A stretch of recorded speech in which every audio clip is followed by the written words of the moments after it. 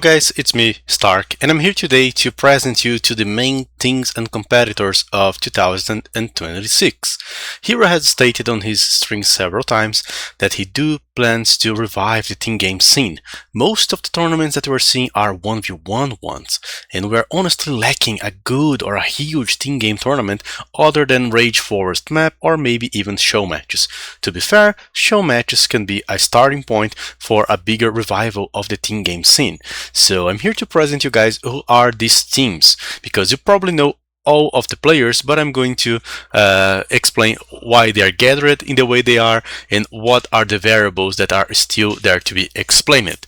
So right now, this is not a rank, but I try to do like a rank, my own personal rank of those teams, and basically this is how I see things. In top 1, I would actually place here Team Vitality. There are 3 players on this team: Hira, Leary, and Hart. Not in this exactly on this order. The thing is, those 3 guys were already like directly qualified to the Red Bull.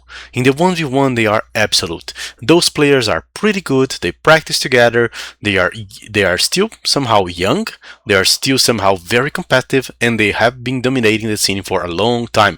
Every time you see a grand final, you are probably going to notice one of these names involved, such as Hira, Hart, or Leary. So basically I would say that this is the top 1 team of the moment.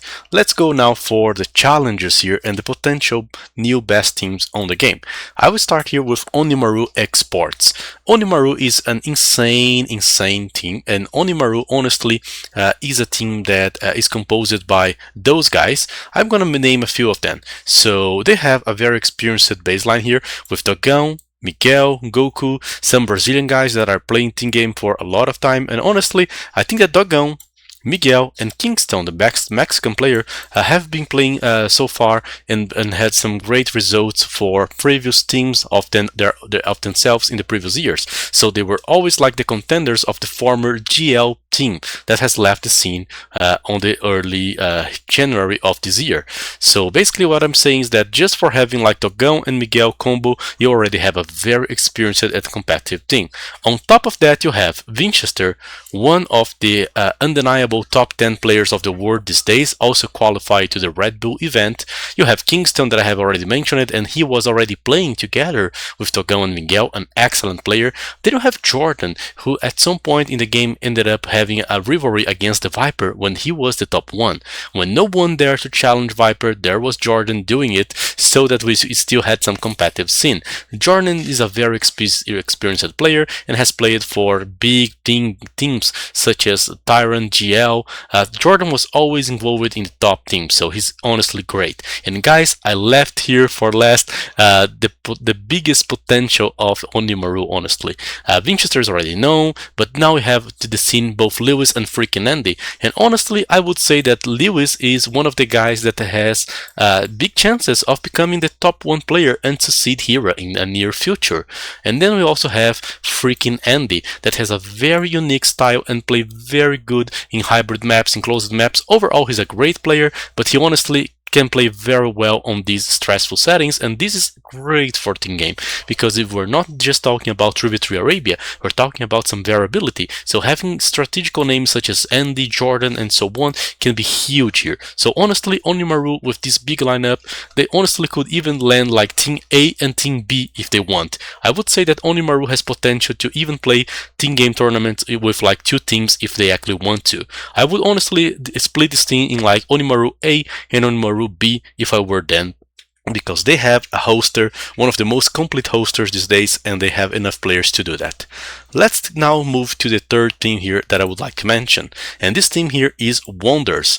Just so you guys know, I'm just gonna give you one name to start with: ACCM, one of the players that did directly qualify to the Red Bull event. So he did qualify amongst the top 4 players in the world. Together with Team Vitality, ACCM is also a very dominant player, and throughout the years he's always consolidating his position as a top 8 player and aiming towards the top 4, getting great results in tournaments.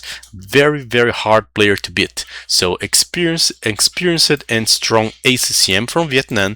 Then you have Sebastian, one of the guys that is putting his claws on the top 10 spots there and fighting fiercely this year. So a very good player. Now let's talk about the bunch of Argentinians they have.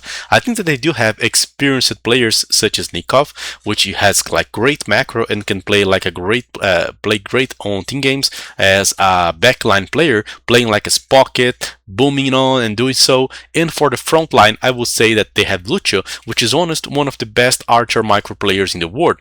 Lucho, he honestly can compete with guys such as Leary, Hira, Winchester in the archer play especially, and that makes him very powerful. If you give him this role, for example, as flank in Arabia, he would just be like the perfect front line for Nikov to play as pockets. And of course, they do have a lot of young and new talents such as Prisma, Nahuel, and other guys like that. So basically, I forgot to mention Capoch, who's honestly a very experienced player, and depending on the setting, can play a crucial part. He's also very good on water maps in general, and is one of the guys that has been like on ages here. So this team has like great players, top contenders for the top. You also have experienced players, new talents. Wonders have a great hoster, and they are basically another version of Onimaru if I had to guess. Now let's go for Linguan.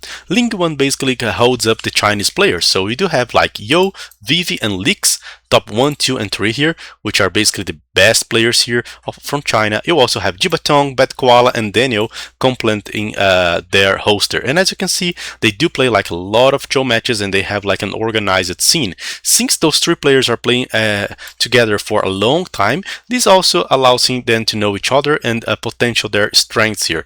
For example, you can just allow Lix to do Lix stuff on the game, and then on the back line you have Yo booming heavily and controlling the game for the later stages, while Vivi also creates some chaos with some heavy aggression. So very aggressive players, very good players, and they do have the synergy of playing together. China has always been on the top whenever we talk about team games, and right there we have Linguan representing that. Let's now move towards the TAG or Taiwan AOE Gamer. The thing here is they are composed of Taiwanese players. We do have like Sorakuma as their representative there, but you also had the introduction of external or international players such as MBL, Sito, Mihai. Those players are always being very competitive. MBL, for example, already qualified to the Red Bull event on London.